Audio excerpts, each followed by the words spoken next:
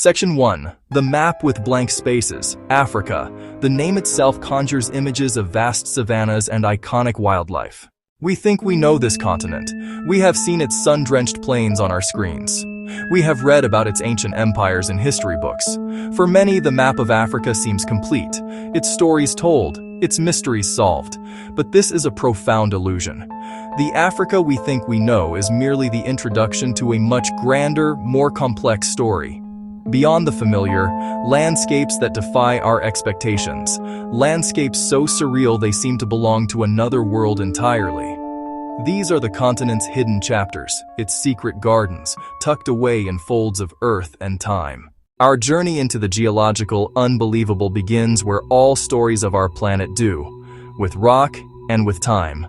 Before life, before memory, the earth was speaking. It spoke in the language of fire and pressure, of slow cooling and even slower erosion. Africa, as the ancient heart of the supercontinent Gondwana, holds some of the planet's oldest and most profound geological statements. Our first destination takes us to the Great Rift Valley.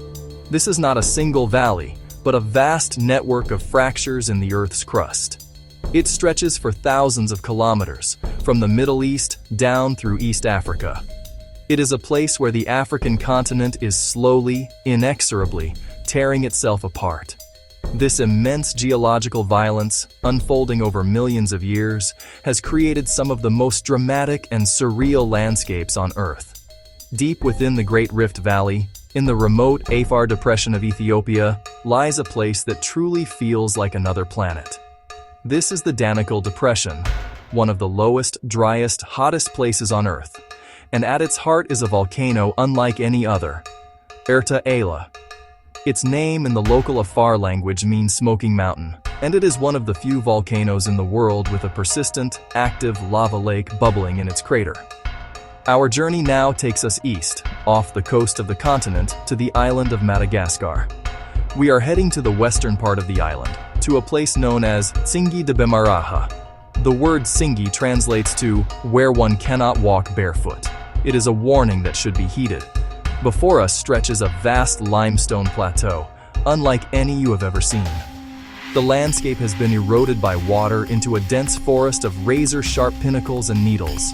From the jagged stones of Madagascar, we travel north to the vast emptiness of the Egyptian desert.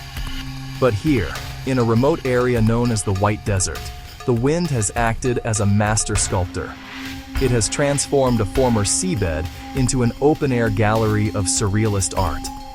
The experience of being here is profoundly dreamlike, especially as the sun begins to set. The low light paints the white formations in hues of soft pink, orange, and purple. Our quest for the unbelievable takes us deeper into the Sahara, to a feature so large it went largely unnoticed until the age of space travel. In the desolate plains of Mauritania lies the Risha structure, better known as the Eye of the Sahara.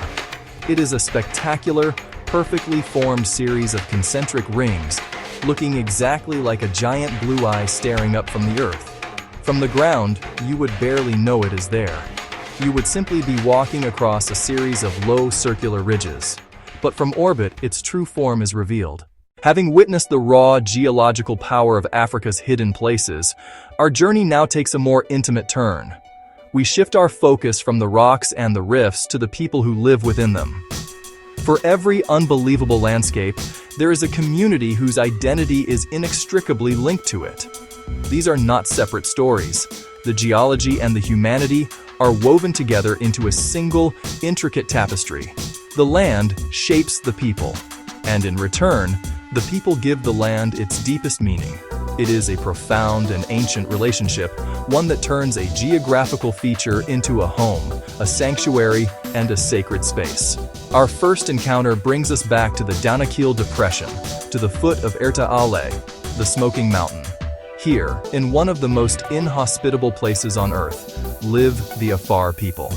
Their connection to Erta Ala is not one of fear, but of deep spiritual reverence and practical understanding. The volcano is not an object of terror, it is central to their cosmology. Elders pass down knowledge about the volcano's moods, teaching younger generations to read the signs of an impending eruption, the color of the gas, the sound of the churning lava, the trembling of the ground. We journey now to Madagascar's incredible stone forest, the Tsingy de Bemaraha.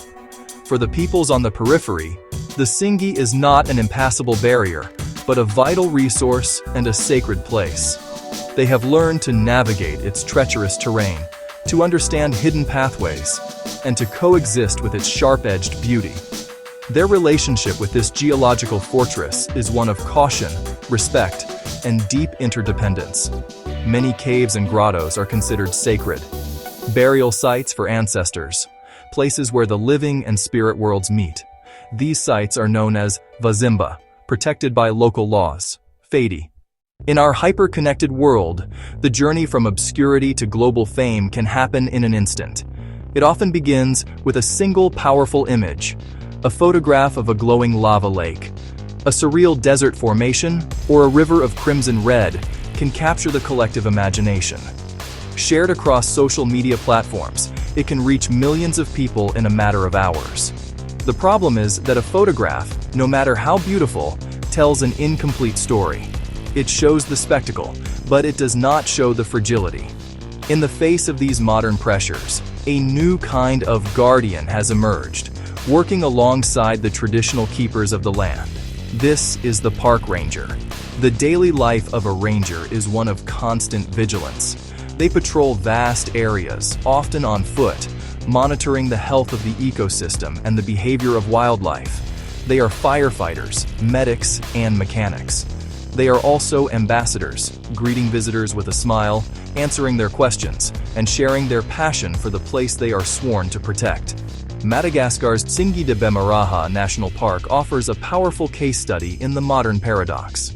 To make this perilous landscape accessible to visitors, conservation groups have engineered an ingenious system of steel cables, rope bridges, and wooden walkways. This infrastructure allows people to experience the wonder of the Tsingy without having to be an elite mountaineer. In this sense, the bridges and walkways are a triumph. But this success creates its own set of challenges. The very existence of this infrastructure encourages more visitors. This is the Tsingy dilemma. The bridges that have made the park a conservation success story could, if overused, become a threat to its integrity. Our journey through the modern paradox brings us back to the fundamental ethical question we started with. It is a question embodied by the traditional keepers of these lands. As they stand at the crossroads of tradition and modernity, of secrecy and fame, they are faced with a profound choice. The question is simple, yet its implications are immense. What is the best way to protect what you love? The answer lies in the search for a truly sustainable footprint. One of the most promising models is community-based conservation. In this approach, the local community is not just a stakeholder, they are the primary owner and manager of the conservation initiative. They make the decisions about how their land is used, how many visitors are allowed, and what rules must be followed. This model empowers the community, giving them full control over their own resources and destiny. We see it taking root in places across Africa. We see it in conservancies in Kenya, owned and run by the Maasai, and in community-managed forests in Namibia. These examples offer a blueprint for a more just and sustainable future. We began our journey by imagining a map with blank spaces. After all we have seen, we now understand that these spaces are not empty. They are full. They are filled with shimmering lava lakes. They are filled with forests of stone. They are filled with the stories of resilient communities and their sacred covenants with the land. Our journey ends, but the story does not. The story of Africa is a living narrative, constantly unfolding. Our film is but a single snapshot, a momentary glimpse into a world that is deep, ancient, and forever in motion. What then should we take away from this journey? The invitation to look deeper is an invitation to embrace mystery, remain curious, and accept that the world is far more wonderful and complex than our maps suggest. They invite us to look deeper, not just at Africa, but at our own relationship with the natural world. They ask us to move beyond being passive consumers of beauty and become active participants in its preservation. The map, will always be unfinished. The invitation will always be there to look closer, to listen deeper, and to engage with the world not as a master, but as a humble and grateful student. The journey is endless. The wonder is infinite.